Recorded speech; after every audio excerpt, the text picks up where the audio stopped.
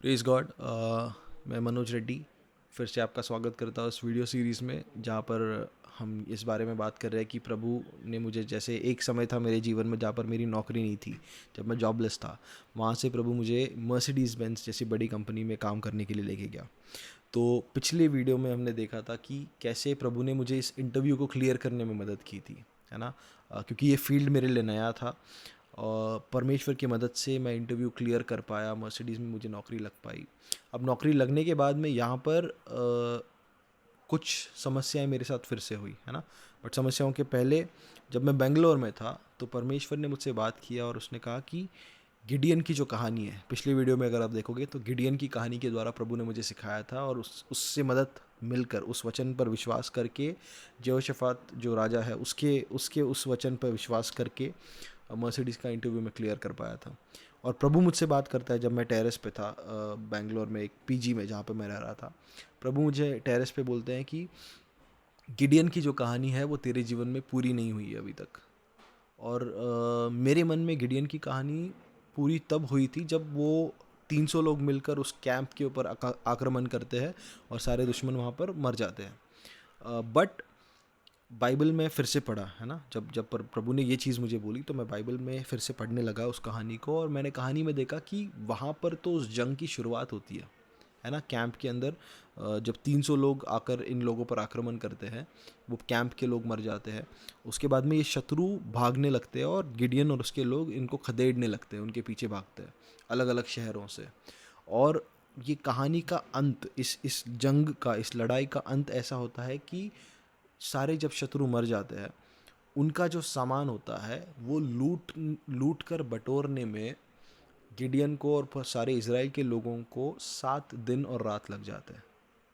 मतलब इतना सामान उन्होंने उनके पास बटोरा था। मतलब ये सामान क्या था, जो शत्रु आए थे वो अपने सोना चांदी हीरे मोती, जिनको वो अलग अलग जगहों से लूट लूट कर लाए थे, उन सब को ये लेकर आते हैं।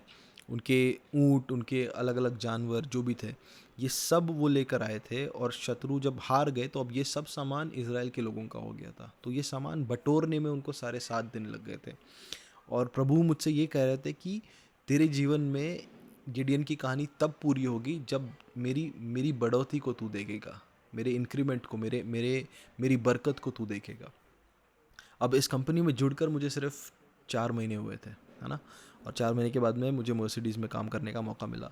तो नॉर्मली जितने लोग नौकरी करते हैं, आप लोग जानते होंगे कि इंक्रीमेंट साल में सिर्फ एक बार होता है, अप्रैल के या मई के बीच में। तो 4 महीने के बाद में अगर मैं जुड़ा हूँ तो इंक्रीमेंट होना मुश्किल है ना, मतलब नामुमकिन है। क्योंकि कंपनी बोलती है 1 साल पूरा काम करो, उसके बाद में हम लोग देखेंगे कि तुम्हारा परफॉर्मेंस कैसा है।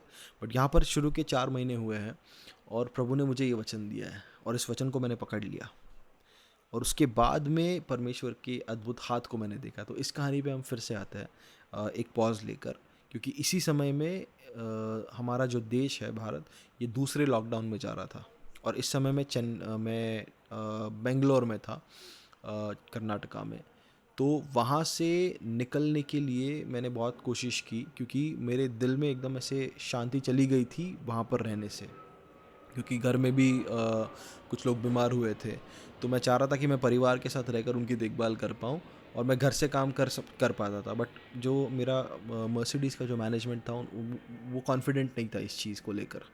तो वो लोग मुझे छोड़ना नहीं चाह रहे थे। बट मैंने बताया कि मेरे घर में लोग लिटरली बीमार हैं, उनकी देखभाल करने के लिए कोई नहीं है। तो ऐसा बोलकर, क्योंकि ये सही था, ऐसा बोलकर उनको थोड़ा प्रेशर करके मैं वहाँ से निकला। और वो परमेश्वर का समय था, क्योंकि मैं एक शुक्रवार को वहाँ से निकला, और शनिवार और रविवार होने के बाद में अगले दिन कर्नाटका पूरा लॉकडाउन में चला गया। और वो लॉकडाउन बाकी स्टेट से अलग था, क्योंकि बाकी स्टेट में लॉकडाउन के बावजूद ट्रेन्स जा पा रहे थे। लेकिन कर्नाटका जब लॉकडाउन में गया तो उन्होंने स्टेट ट्रांसपोर्ट को बंद कर दिया। मतलब बसेस भी नहीं चलेंगी, ट्रेन्स भी नहीं चलेंगे। और इस समय में मैं वहाँ से पहुँचता हूँ और 2 दिन बाद लॉकडाउन पूरा हो जाता है। यानी अगर मैं वहाँ पे रहता तो मैं अटक गया होता। जितने भी महीने लॉकडाउन चला, उतने उतने महीने तक वहीं पे। और इस चीज़ को क्यों मैं बता रहा हूँ, क्योंकि ये एक भविष्यवाणी को पूरी करती है। शुरुआत के वीडियो में अगर आपने देखा होगा तो मुझे प्रभु ने एक सपना दिया था, जहाँ पर डैनियल कोलंडा जो प्रभु के सेवक है, वो सपने में मुझे फ़ोन करते हैं और कहते हैं कि 6 महीने के लिए तुम मेरे पास आओ, मैं तुम्हें ट्रेन करने वाला हूँ। और ये पूरा ट्रिप मैं पुणे से निकल कर चेन्नई गया, चेन्नई से बैंगलोर होकर जब फिर से पुणे आया, तो ये पूरा प्रोसेस कंप्लीट होने में 6 महीने के लिए और 3-4 दिन बचे थे, है ना। मतलब 6 महीने के अंदर अंदर प्रभु मुझे ये पूरा ट्रिप करवा कर वापस लेकर आया। तो प्रभु हमारा बहुत हमसे प्यार करता है, भविष्यवाणियों के द्वारा वो हमारे जीवन को डायरेक्शन भी देता है। अब आते हैं इस कहानी पर फिर से।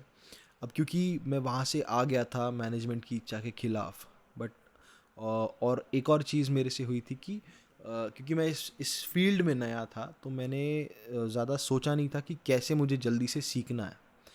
बल्कि जब मैंने ज्वाइन किया तो एक एक बंदा था जिसको मैं मदद कर रहा था, जिसको मैं सपोर्ट कर रहा था उस फीचर पे काम करने के लिए। तो उसका सारा काम मैंने ले लिया और मैं उसके काम को करने लग गया बिना पूरे फीचर को समझे। अब जब 40 दिन हो गए या 1 महीना हो गया, तो मैनेजमेंट टेस्ट करना चाहती थी कि मैं क्या क्या सीखा हूँ। और टेस्ट करने में मैंने उनको बताया कि मैं तो अभी तक सिर्फ एग्जीक्यूशन कर रहा था ना, जो सॉफ्टवेयर आ रहे थे उसको टेस्ट कर रहा था मैं सिर्फ, बट उस फीचर के बारे में मैंने ज़्यादा जानकारी अभी तक नहीं समझी थी। तो इससे वो लोग और ज़्यादा नाराज़ हो गए, और ऑलरेडी मैं वहाँ से निकल कर यहाँ पर आया था, तो उससे उस चीज़ से भी वो थोड़े नाराज़ थे। और इन दोनों चीज़ों से एक बड़ा सा एक्सप्लोजन जैसे हुआ, और अब वो बहुत नाराज़ हो गए थे, है ना। तो एक मेल आता है। अब इसके पहले हम फिर से उस इंक्रीमेंट वाले कहानी पे जाते हैं, है ना। दोनों कहानी में कन्फ्यूज़न नहीं हो, क्योंकि ये सीक्वेंस में मैं बता रहा हूँ। इंक्रीमेंट के बारे में क्या हुआ कि प्रभु ने मुझे बताया कि गिडियन की कहानी अभी तक पूरी नहीं हुई है। तो मेरी जब तनख्वाह आई उस महीने, तो तनख्वाह मैंने देखा कि कम थी। जितना मैंने सोचा था कि इंक्रीमेंट के बाद में आएगी, वो ऐसा नहीं था। तो मैंने अपने बॉस को कॉल किया और बॉस से बात किया, और उन्होंने बोला ठीक है मैं देखता हूँ, मैं कुछ तो करूँगा। जबकि ऐसा उनके माइंड में कुछ नहीं था पहले, बट मैंने प्रभु के मदद से कॉल किया और उसके बाद में उनसे बात किया, तो उन्होंने बोला ठीक है मैं देख लूँगा। और 5 मई को, मतलब 4 मई को रात को 11:30 बजे मुझे ईमेल आता है मेरे कंपनी से। और जो इंक्रीमेंट मुझे आया है, आप सोचिए कि मैंने 15,000 में इस नौकरी को जो ज्वाइन किया था, लेकिन उसके बाद में जब इंक्रीमेंट आया अगले ही 4 महीनों के बाद में, 4, 4.5, 5 महीनों में, अम, वो इंक्रीमेंट था 103% का, है ना। ओवरऑल जो अमाउंट सीटीसी होता है उस पर। और जो मैं हाथ में जो मुझे पैसे मिल रहे थे उनमें मुझे लगभग 143% की बढ़ोतरी मिली। और वो देखकर मैं एकदम अचंभित हो गया और मैं खुश हो गया कि प्रभु कितना विश्वास हो गया है ना। बट इस आनंद को मैं पूरी तरह से एंजॉय कर पाता उसके पहले कुछ और हो जाता है, क्योंकि यहाँ पर मेरा परफॉर्मेंस के बारे में वो बहुत चिंतित हो गए थे कंपनी वाले। और उन्होंने 5 मई को, मतलब अगले ही दिन 5 या 6 मई को, उन्होंने एक ईमेल भेजा था कि मनोज जो है वो हमारे टीम में काम करने के योग्य नहीं है। उसको हमने बहुत बार सिखाने की कोशिश की, बट वो योग्य नहीं है। ऐसा ऐसा मेल उस मर्सिडीज़ के मैनेजमेंट ने मेरे पेरेंट कंपनी को भेजा था। और मतलब एक तरह एक इंक्रीमेंट आ रहा है ना, मैं आनंदित हो रहा हूँ कि प्रभु वाह, इतना मतलब तेरा विश्वास योग्यता मैंने पहली बार देखा अपने जीवन में। और दूसरे ही दिन अचानक से ये बड़ी खबर आती है कि अब तेरा नौकरी ख़त्म। यानी इस चीज़ को मैं फुली एंजॉय भी नहीं कर पाया। आप सोचिए कि 8 महीने मेरे पास नौकरी नहीं थी, उसके बाद में जाकर ये नौकरी लगी। और कुछ इंटरव्यूज़ को फेल करने के बाद में मर्सिडीज़ में आया मैं। मर्सिडीज़ में आके 40 दिन के भीतर मुझे निकाला जा रहा है यहाँ से। तो आप सोच सकते हो कितना प्रेशर मैं महसूस कर रहा था। लेकिन वो समय मेरे जीवन का सबसे अद्भुत समय था, क्योंकि उस समय में मैं एक डायरी मेंटेन करने लग गया था, है ना। क्योंकि इतना प्रेशर मुझे फ़ील हो रहा था कि मुझे लगा अगर मैं किसी इंसान से बात करूँगा तो वो शायद अविश्वास में मेरा, है ना, जो टायर है पंक्चर कर देंगे। तो मैं इस विश्वास में इस लड़ाई को नहीं लड़ पाऊंगा, इसलिए मैं किसी से बात नहीं कर पा रहा था इस बारे में। बट मैं एक डायरी में लिख रहा था कि आज ऐसा आया, आज मेल आया, लेकिन मैं विश्वास करता हूँ कि प्रभु मेरे साथ विश्वास योग्य है। मतलब जो जो परिस्थिति मेरे साथ हो रही थी मैं उसको लिख रहा था, और उसके नीचे मैं ये लिख रहा था कि मैं क्या विश्वास कर रहा हूँ। और वो जो नोट्स मैंने उस समय के बनाए हैं ना, वो एक बहुत कीमती खजाना बन गए मेरे लिए। क्योंकि उसमें मुझे परमेश्वर की विश्वास योग्यता दिखती है। तो ये प्रेशर आ रहा है, मैं लिखे जा रहा हूँ, और मैं अभी जिस रूम में बैठकर रिकॉर्ड कर रहा हूँ, इसी रूम में मैं आकर बैठता था और प्रभु से बात करता था, और बहुत सारे वचनों से प्रभु ने मुझे प्रोत्साहित किया। और उसी सीज़न में, उसी समय में प्रभु ने अलग अलग गीत भी दिए मुझे, है ना, गाने जो इस साल में हम रिकॉर्ड कर कर रिलीज़ करने वाले हैं। और एक एक जो गाना है उसका नाम है डर मत, जो यशाया का 54, आइज़ाया 54, इस पर वो आधारित है। फिर प्रभु ने एक और वचन दिया था प्रकाशित वाक्य का, रेवलेशंस का, जहाँ पर यीशु मसीह बोलते हैं कि जो दरवाज़ा मैंने खोला है उसको कोई बंद नहीं करेगा, और जो दरवाज़ा मैंने बंद किया उसको कोई नहीं खोलेगा। तो ये जब वचन परमेश्वर मुझे दे रहा था, ये वचन मेरे लिए एक एक गढ़ बन गए, है ना। क्योंकि नैसर्गिक तौर पे अगर देखो तो मेरे पास कोई स्किल नहीं था, टैलेंट नहीं था, जिसके बलबूते पे मैं बोल सकता था कि मैं लड़ूंगा, या मेरी पहचान ऊंचे लोगों के साथ नहीं थी, मैं किसी को जानता नहीं था जिसको मैं बोल सकता हूँ कि अरे है ना, मेरी पहचान है तो ये मेरी नौकरी नहीं जाएगी, क्योंकि नेचुरली दिख रहा था नौकरी ख़त्म है। तो सिर्फ आत्मिक चीज़ों को मैं पकड़ पा रहा था, है ना। और इसीलिए मैंने कहा कि वो मेरे जीवन का सबसे बेहतरीन समय था, क्योंकि नैसर्गिक तौर पे कुछ और नहीं था मेरे पास पकड़ने के लिए, लेकिन परमेश्वर के वचन को मैं जकड़ कर पकड़ रहा था। और उसके बीच में ऐसा होता है कि 7 तारीख को मेरा जो कंपनी का मालिक है, पेरेंट कंपनी का जो बॉस है, वो मुझे कॉल करके बोलता है, उससे पहले वो मुझसे अच्छे से बात करता था, बोलता था कि तू मेरे भाई जैसा है, ये वो। बट उस दिन उसने कॉल करके मुझे बोला कि आज अगर तू उनको नहीं मना पाया तो मैं तुझे निकाल दूंगा, मेरे पास और कोई ऑप्शन नहीं है। तो मैंने बोला ठीक है सर। और 7 तारीख को मेरा फिर से एक लास्ट टू लास्ट टेस्ट होना था, जिसमें मतलब उन्होंने ऑलरेडी निकाल दिया था मुझे, इसमें अगर मैं फिर से घटिया परफॉर्म करता तो वो वैसे ही भगा देने वाले थे। बट उस दिन मैंने बोला प्रभु अब तेरे हाथ में है, और मैंने समझने की कोशिश की है ना पवित्र आत्मा की मदद से वो फीचर को, और पवित्र आत्मा ने मुझे फीचर समझा दिया, मैंने उनसे बताया और वो लोग कन्विंस हो गए। बट इसके आगे भी 1 महीने तक मुझे पता नहीं था कि मैं नौकरी में हूँ या निकल गया हूँ, क्योंकि उन लोगों का बर्ताव मेरे प्रति ऐसा था कि जैसे अब तू इस टीम का हिस्सा नहीं है। बट परमेश्वर मेरा विश्वास योग्य है ना।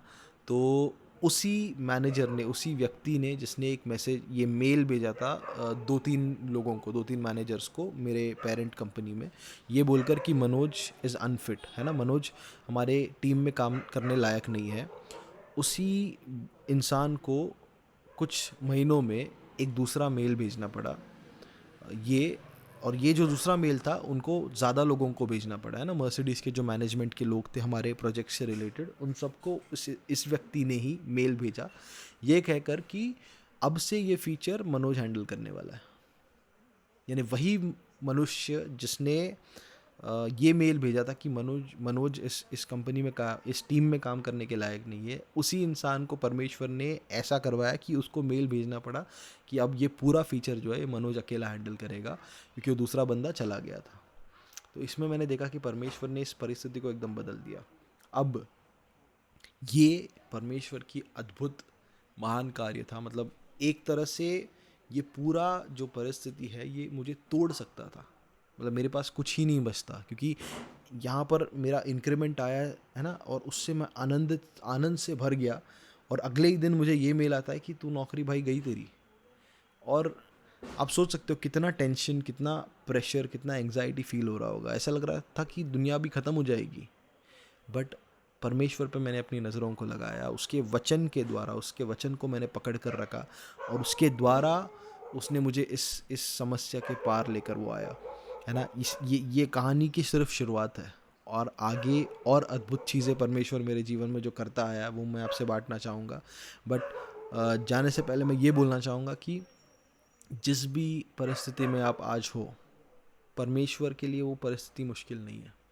और इस समय भी जैसे आप ये वीडियो देख रहे हो, प्रभु आपसे बात कर रहा है, प्रभु अलग अलग वचनों के द्वारा, अलग अलग लोगों के द्वारा आपको प्रोत्साहित कर रहा है। उन उन उन चीज़ों को जिनको आप देख रहे हो, जो असंभव परिस्थिति आपके सामने है, उससे अपनी नज़रों को हटाकर परमेश्वर पे लगाइए। जैसे पतरस पानी पे चल रहा था, उन लहरों को वो देखकर डूबने लगा था, लेकिन फिर से डूबते डूबते उसने अपनी नज़रों को यीशु पर लगाया, और उस लहरों में से यीशु ने उसको ऊपर उठाया, और लहरों पर ही पतरस फिर से चल के नाव में गया। तो मैं आज भविष्यवाणी करता हूँ कि अगर आप इस परिस्थिति में हो जहाँ पर आपको लग रहा है कि सब खत्म हो गया है या मेरा फ्यूचर कैसे होगा मुझे पता नहीं है, मैं भविष्यवाणी करता हूँ कि वही परमेश्वर जो मेरे साथ था वो आपके साथ भी है, और इस समस्या में से उसने एक मार्ग निकाला है, और इस तूफान के पार वो आपको लेकर जाएगा। यीशु के नाम से मैं आपको आशीषित करता हूँ। Thank you.